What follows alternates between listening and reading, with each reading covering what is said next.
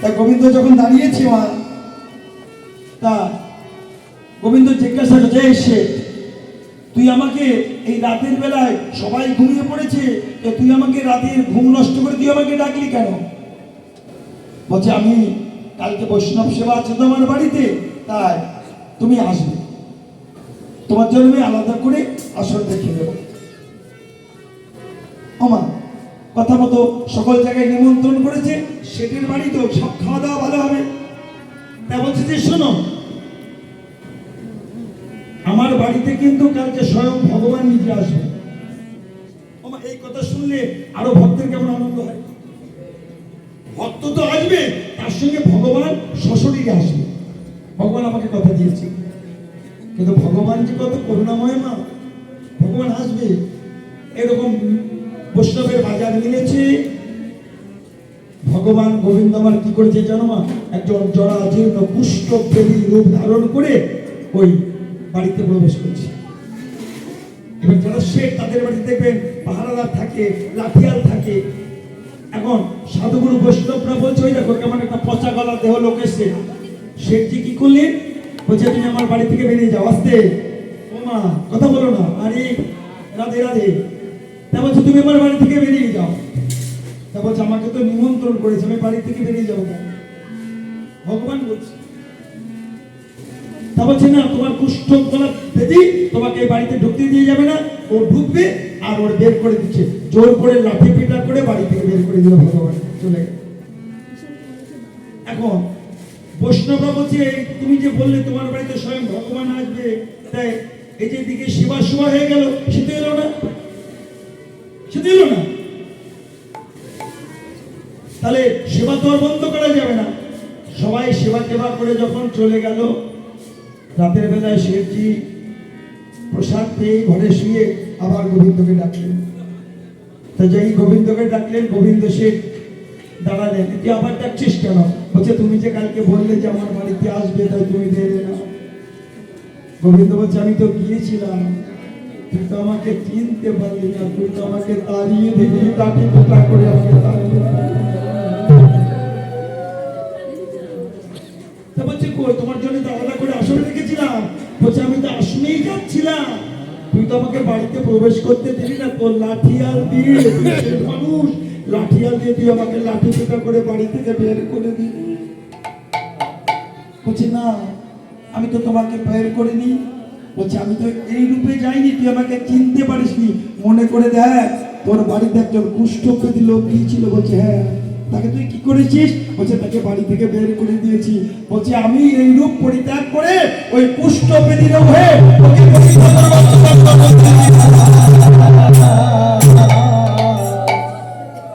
আচ্ছা গোবিন্দ, তাহলে তুমি কালকে যেও। আমি কালকে, আমার তো টাকা পয়সা শেখ মানুষ, আমি কালকে আবার মহোৎসবের আয়োজন করো, তুমি যাবে? বললো আমি যাব। এসে সমস্ত প্রজাদের বললেন যে আজকে সমস্ত ভক্তদের তো নিমন্ত্রণ করবি, আর এই অঞ্জনাপাড়া, শক্তিনগর, একেবারে যারা যারা কৃষ্ণনগরের সবাইকে, যেখানে যেখানে কুষ্ঠব্যাধি লোক আছে তাদেরও নিমন্ত্রণ করবি। একেবারে বাবা পচা গলা দেহ কুষ্ঠব্যাধি যাদের সমস্ত লোককে নিমন্ত্রণ করেছে, যে যার মতো করে এসে বসেছে। ওমা আজকাল ভগবান কুষ্ঠব্যাধি রূপ ধারণ করে আসেনি, আজকে ছোট্ট একটা 5 বছরের বালকের বেশ ধারণ করে এক বস্তা গীতা কাঁধে করে নিয়ে ওই বৈষ্ণব সভায় এসেছে।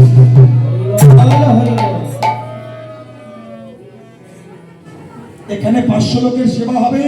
গোবিন্দ তো সব জানে কত লোকের সেবা হবে। প্রত্যেকটা একটা গীতা দান করবে বলে ছোট ছোট গীতা, এক বস্তা গীতা করে কাঁধে করে নিয়ে ওই 5 বছরের বয়সী বালক ওই বাড়িতে প্রবেশ করছে।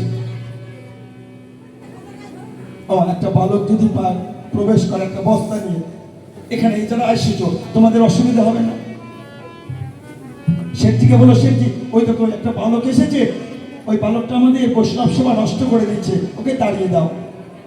আগের দিনের মতো ওকে আবার দূর দূর দূর দূর করে বাড়ি থেকে তাড়িয়ে দিল।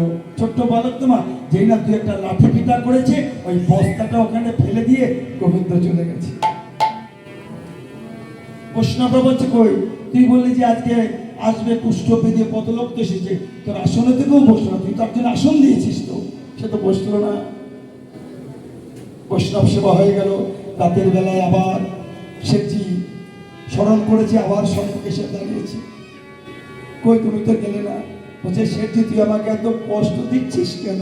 তুই বারবার করে আমাকে নিমন্ত্রণ করছিস, আমি তোর বাড়িতে যাচ্ছি, কিন্তু তুই তো আমাকে তাড়িয়ে দিচ্ছিস, তুই তো আমাকে রাখছিস না, তুই তো আমাকে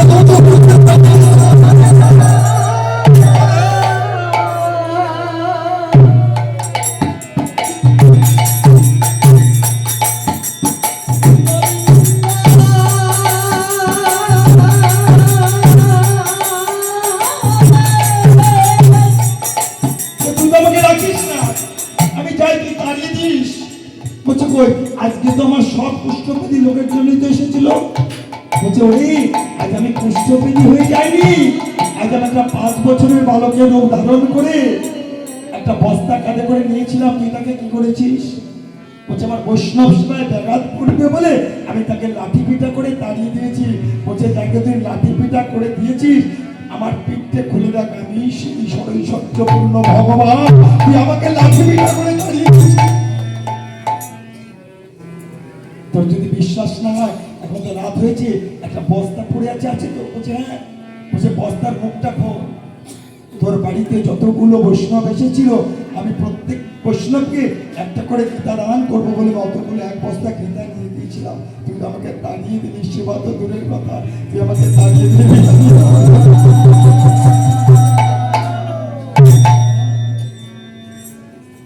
শেঠজি ছুটতে ছুটতে সেই গীতা বস্তাটা খুলে দেখে এক বস্তা গীতা। গীতার বস্তাটা নিয়ে গিয়ে গোবিন্দের চরণ দুখানে জড়িয়ে ধরে বলছে, গোবিন্দ তুমি কত করুণাময়, তুমি এক এলেই যখন তুমি আমাকে কেন সেই রূপে দর্শন দিলে না, তুমি কথা দাও, আজ না হয় তুমি আমায় দেখা না দিলে, কিন্তু তুমি কথা দাও যেদিন আমার জীবনের বেলা প্রদীপ নিভে যাবে, আজ যেমন করে তুমি আমার কাছে এসেছিলে,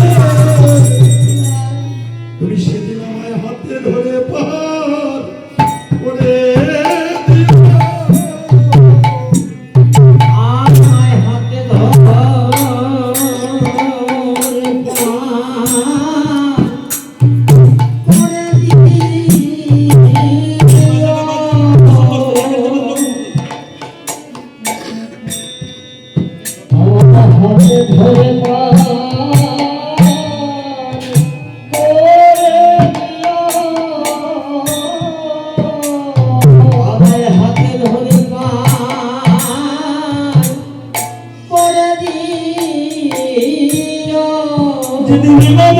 জগতে কেউ থাকবে না, সেদিন তুমি হাতে ধরে যাবো, তোমার চরণে আশ্রয় দিও।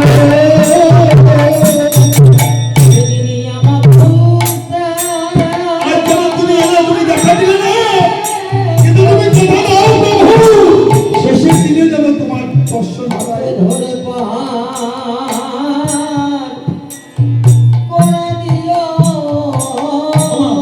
এর মধ্যে যে ভগবান কার মধ্যে বিরাজমান আমাকে জানতে পারবো, কার মধ্যে ভগবান এসে তার কথা শুনছে।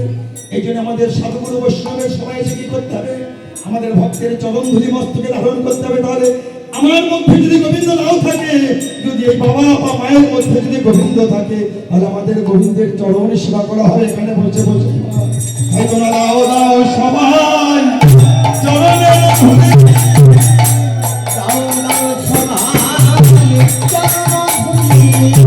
অনেক সাধুগুরু তোমরা দাহ দাহ সবাই চরণের ধুলি,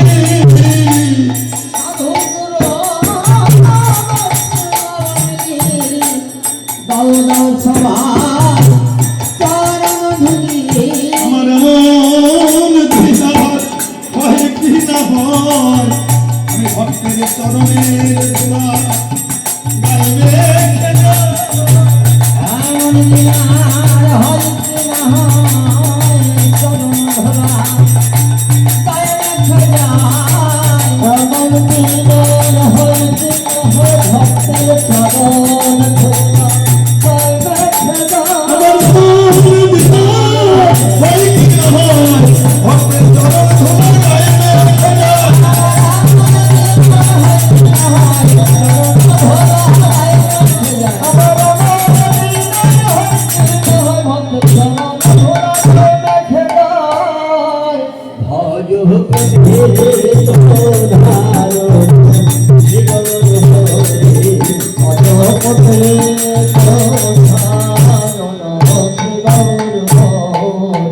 অগবসিতে আসন দিল রত্নময় আসন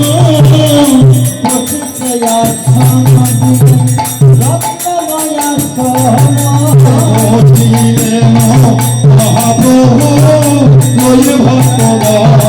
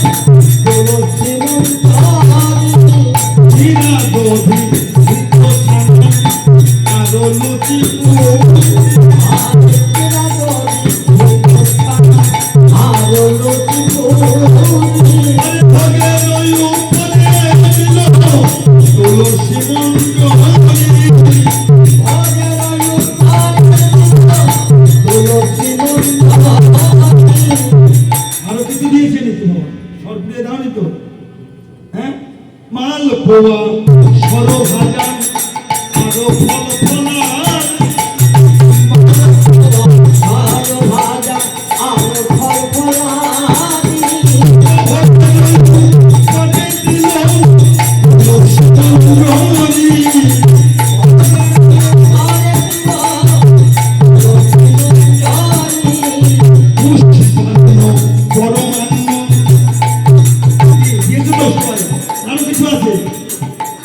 দিল সারি সারি পুষ্পান্ন পরমান্ন দিল সারি সারি ভোগে রয়ু পরে দিল তুলসী মঞ্জরি